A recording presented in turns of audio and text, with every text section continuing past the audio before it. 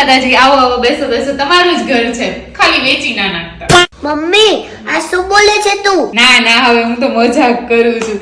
શું લેશો તમે, ચા કે કોફી? હા, ચા ને ચા ની બધાને રસિયા જ હોય, ચા ને ચા તો બધાને બહુ ભાવે. પણ ચા કઈ લેશો તમે, ખાંડવાળી કે ખાંડ વગરની? હા, ઓકે, વાંધો નહીં. પણ છે ને એમાં હું તમને બે ઓપ્શન આપું, ખાંડવાળી કે ગોળવાળી?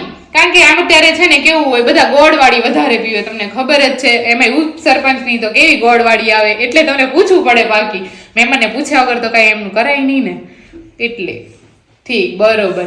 હા તો છે ને હવે ચલો હું ફટાફટ કરી આવું. પણ હા, તમને એક એ તો પૂછવાનું ભૂલાઈ ગયું મને, ચા પાણી સાથે તમે નાસ્તામાં શું લેશો? હા, નાસ્તામાં છે ને જો હું તમને બે ઓપ્શન આપું, એક છે ચેવડો અને બીજા છે થેપલા. તમે શું લેશો? ચલો.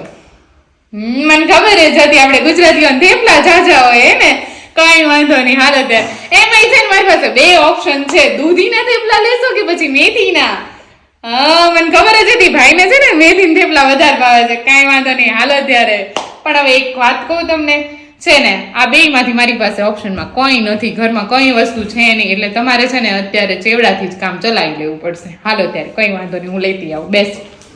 મમ્મી ઘરમાં કઈ છે જ નહીં તો શું કા પૂછે છે તું? હા, હવે મને બધી ખબર જ છે. એ તો તું તો ગાંડી કહેવાય. આ તો ઘરમાં મહેમાન આવે ને એટલું બધું પૂછવું પડે, નહીં તો એમને એમ થાય વળી કે જો કેવા છે, ભાવે ન પૂછ્યું, એટલે હું બધું પૂછું છું. તને શું ખબર પડે? જા હાલ, હવે તું એમની જોડે જઈને બેસ, હું આવું જ છું 5 મિનિટમાં.